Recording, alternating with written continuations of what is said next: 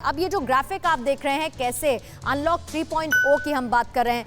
बाजार, मॉल, दुकानें खोलने की इजाजत इस अनलॉक 3.0 में दे दी गई है। इसके साथ ही बस और मेट्रो का परिचालन होगा, लेकिन सिर्फ 50% क्षमता के साथ ही 50% कैपेसिटी इसमें होगी लोगों की जो ट्रैवल करेंगे। रेस्टोरेंट ओपन कर दिए गए हैं, लेकिन उसमें दूरी बनाते हुए 50% कैपेसिटी के साथ ही लोगों को बैठने की इजाजत दी जाएगी। जो साप्ताहिक बाजार होते हैं जगह जगह, उन्हें भी कुछ शर्तों के साथ खोलने की इजाजत दे दी गई है। यानी कि साप्ताहिक बाजार खुलेंगे, लेकिन कोविड गाइडलाइंस का पालन करते हुए। ऑटो, ई रिक्शा, टैक्सी को 2 यात्रियों के साथ इजाजत दे दी गई है। ई रिक्शा भी चलेंगे, ऑटो भी, टैक्सी भी, लेकिन 2 से ज्यादा ट्रैवलर्स उसमें नहीं हो पाएंगे।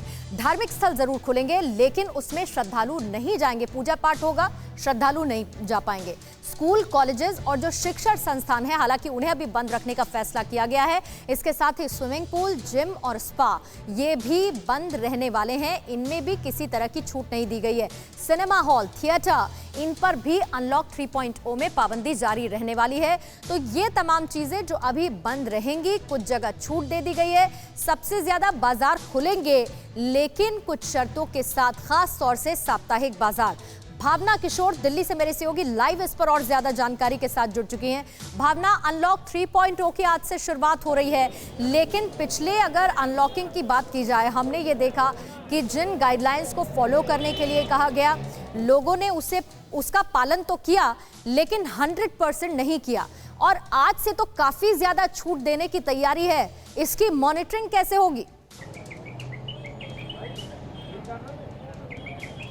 जी वाकई पूर्णिमा, जैसा हमने देखा कि अनलॉक में सरकार ने कोरोना के खतरे कम होते देखते हुए अनलॉक की शुरुआत की। अब आपको हम बताते चलते हैं कि आज जो अनलॉक 3 की शुरुआत हो रही है, उसमें ऑड इवन जो प्रक्रिया पिछले अनलॉक में शुरू की गई थी, वो हटाई जा रही है। आज से सारी दुकानें खुलेंगी और 1 हफ्ते का ट्रायल रहेगा कि अगर केसेस बढ़ते हैं तो फिर से आपको बता दें सख्ती बढ़ती जाएगी। आज से रेस्टोरेंट खुल रहे हैं। बाकी अगर धार्मिक जगहों की बात करें तो वहाँ पे श्रद्धालु नहीं जा सकते हैं, बस मंदिर जो है वो खुले रहेंगे। और साथ ही साथ आपको बता दें कि भीड़ भाड़ भी धीरे धीरे अलग अलग जगहों पे बढ़ने लगी। सुबह का वक्त है, इस वक्त हम गाजीपुर सब्जी मंडी में हमारी मौजूदगी है। आप तस्वीरें देखिए, लॉकडाउन में मंडी भी बंद थी, लेकिन जैसे ही मंडी खुली है, भीड़ भाड़ की तस्वीरें आप देखिए। मैं कैमरा पर्सन से चाहूंगी कि पूरी तस्वीर आपको दिखाए पैन करके, कि लोगों की जो लापरवाही है वो भी साफ अब नजर आ रही है। मास्क देखिए चेहरे से गायब है। मास्क होने से देखिए कोई मतलब नहीं होता है, सही तरीके से लगाने से होता है। जिस तरह से तीसरी लहर का खतरा बताया जा रहा है, देखिए लोग कितने बेपरवाह हो गए हैं, लापरवाह हो गए हैं। लोगों को ये समझने की जरूरत है, अगर सरकार रियायतें दे रही है तो उनको भी बात समझने की जरूरत है कि हमें भी संभल के रहना है, लापरवाही नहीं बरतनी है।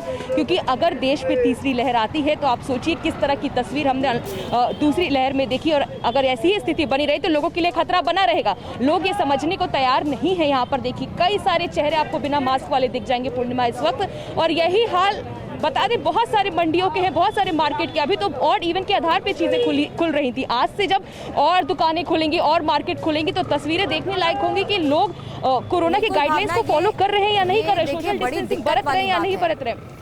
अब ये लोगों की समझ में दिक्कत है कि कोई और परेशानी है, ये समझना बड़ा मुश्किल है। लेकिन देखते हैं जब हम लोगों को, और ख़ास तौर से भीड़भाड़ वाले इलाकों में, तो नाक और मुंह से नीचे मास्क रहता है और जाहिर बात है कि उसका कोई फ़ायदा नहीं है। इसीलिए अगर मास्क आप लगाएंगे तो मास्क को अच्छी तरीके से लगाइए, कोविड गाइडलाइंस का पालन कीजिए। उसके बाद जो सरकार छूट दे रही है वो भी कंटिन्यू रहेगी और किसी तरह की दिक्कत कोरोना वायरस के जो फैलाव है, संक्रमण का फैलाव है, उसमें भी नहीं आएगी। शुक्रिया भावना आपका जानकारी के लिए। तस्वीरें हम तक पहुँचाते रहिएगा आप ऐसे ही।